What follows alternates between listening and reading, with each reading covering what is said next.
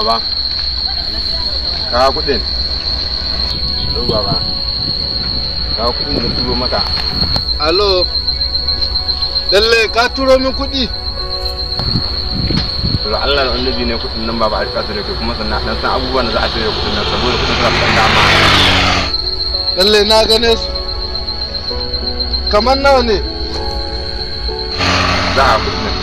Yanzu za a ga mai kuɗin nan turo ma kuɗin yanzu ka ji baba. Ya yi kyau. Ta. 50,000?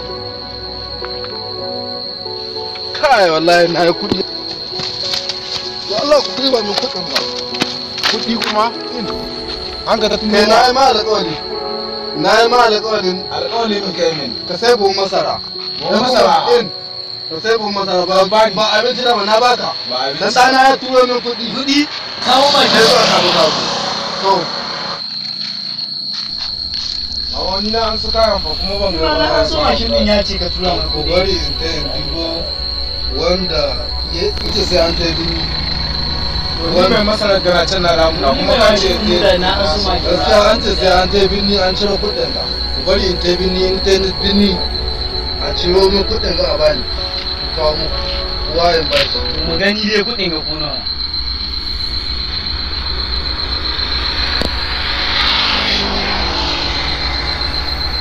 Kuɗin ga ma naira 50 na da kai.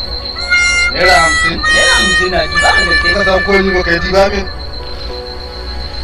Naira 50 ta mana. Naira 50 ma. Naira 50 ta mana. Na ga mishi ya ga. Bari in ƙara kira ne. Alo? An ce naira 50 ta aka kuɗin waya. Kai kuma yawa kai min ƙarya. Ka ce ka turo min 50,000 kuma na kasa na an ɗauko bashi an ci bashi na ci bashin mutane an ƙi biya. Ana so a sallame su yanzu. Naira 50 na waya. To sai blashin. Oya, alo baba. Dama na turo ma naira 50 ne don karan kamin flashin in ka ta kira na. Don saboda naira 50 bakin abin da ya yi akawuntin na kenan.